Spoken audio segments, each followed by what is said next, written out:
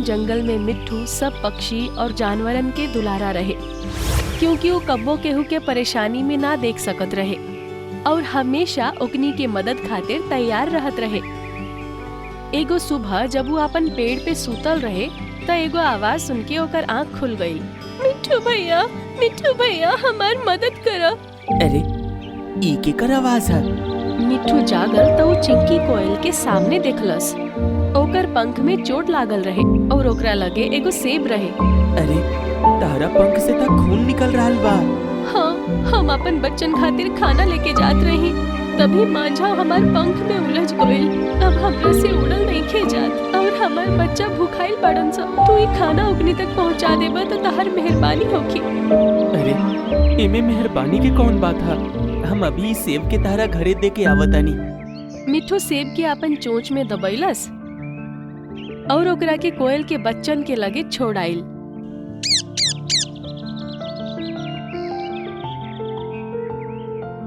जब तक तू ठीक नहीं खो हो जात तू यही जा रुक सकेलू। शुक्रिया मिट्ठू भैया, आप बहुत अच्छा बनी।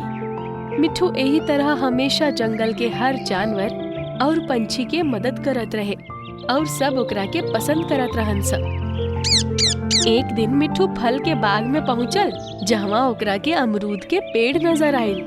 अरे वाह, ई अमरूद तो एकदम ताजा बा। मिट्ठू अभी अमरूद खात ही रहे कि तभी अमरूद खाए के चक्कर में तो केहू के भुलात नहीं खा मिट्ठू। अरे मैं ना तू, हम अभी फल खा के तहरे पास आवे वाला रहली। बस हमरा के पट्टी मत पढ़ावा। अब बहुत दिन हो गई तहरा के हमरा से मिलत। अब हम तहरा साथे रहे के चाहतानी।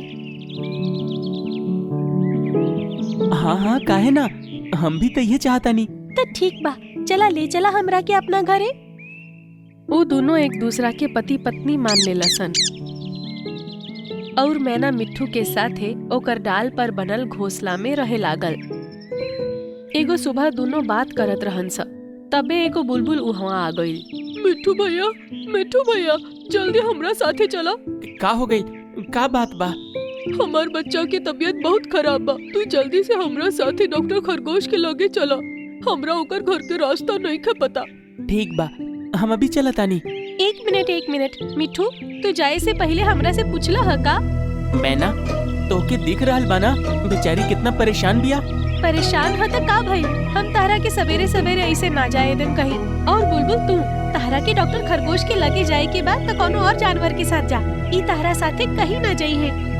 ई सुन के बेचारी बुलबुल उदास मुँह लेकर वहाँ से चल गई।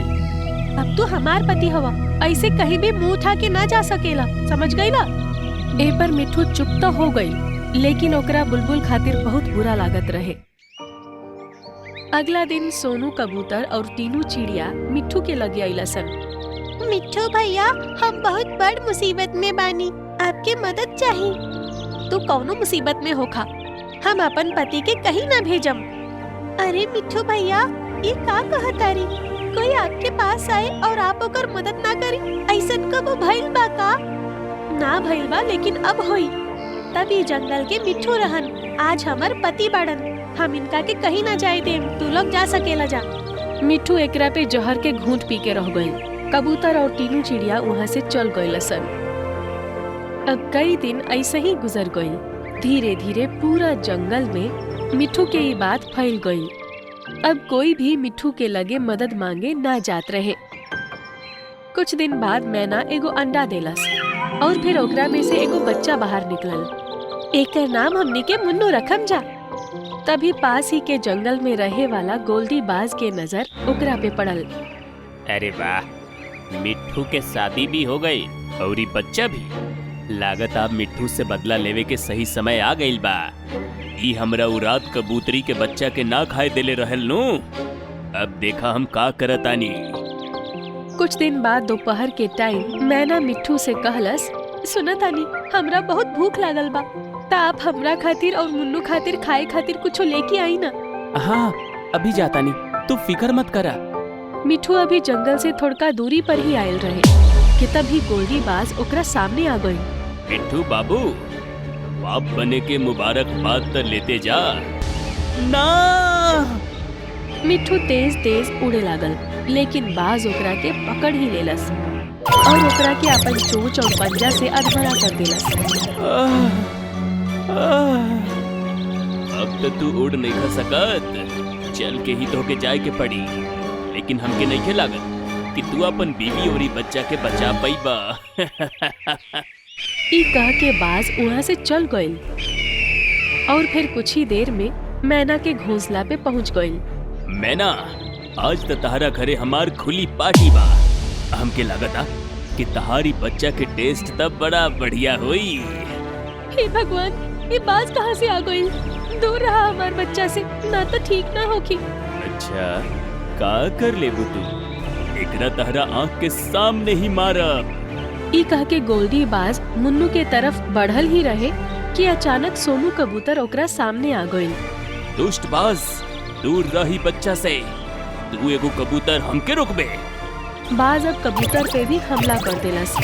कबूतर बेचारा काफी देर तक बाज से लड़त रह गई, लेकिन आखिर में ओकर बहुत बुरा हाल हो गई।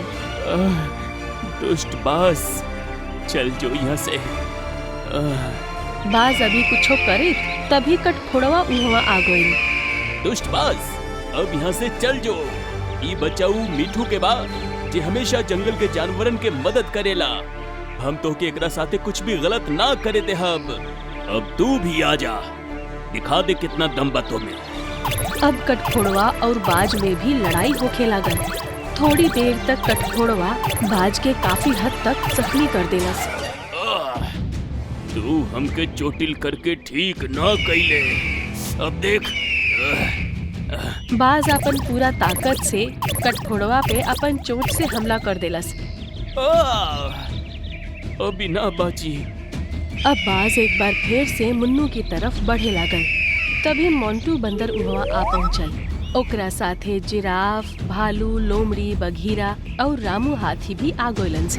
अरे बाप रे, एको बच्चा के बचावे खातिर इतना सारा जानवर। जौना बाप के वो बच्चा बा, वो कभी भी हमनी के मदद के मना ना करत रहल। आप वो नहीं है तो ओकर परिवार के हिफाजत भला हमनी के ना तक के करी। अब मोंटू बंदर ओकरा के पकड़ के नीचे जमीन पे फेंक देलस।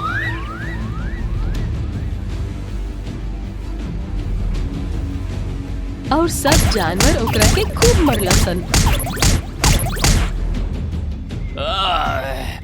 देख ले अब तोहरा सबके। ई कह के बाज वहाँ से उड़ गई। मैना और मुन्नू, तू लोग ठीक तो हुआ? हाँ भैया, हमनी के ठीक बानी जा। आप सबके बहुत बहुत धन्यवाद। तभी मिट्ठू भी वहाँ पे आ पहुँचल। मैना, हमनी के मुन्नू कैसन बा? तू दुष्ट बाज एकरा मारे खातिर एजा आ ही रहल बा। अगर हम आज अकेले होखी थी तो हमनी के मुन्नू आज दुनिया में ना होखी। तो तब भला होके आपके इन दोस्तन के जवन हमनी के जान बचावे खातिर बाज तक से भिड़ गइल सन। आप सबसे हम अपन बर्ताव खातिर माफी चाहतानी। आज से हम कबो मिट्ठू के आप सबके मदद करे से ना रोकम। अब हमरा समझ आ गइल बा कि केहू के मदद करे से हमनी के कुछो ना बिगड़ेला। हमनी के हमेशा अपन दोस्त और अपन पड़ोसियन के मदद करे के चाही। ई सुन के मिट्ठू और बाकी सब जानवरन के अच्छा लागल। ऊ दिन से ही मैना कब्बो मिट्ठू के केहू के मदद करे से ना रोकलस, बल्कि वो खुद भी ओकरा साथे दूसरन के मदद करे के खातिर हमेशा तैयार रहे लागल।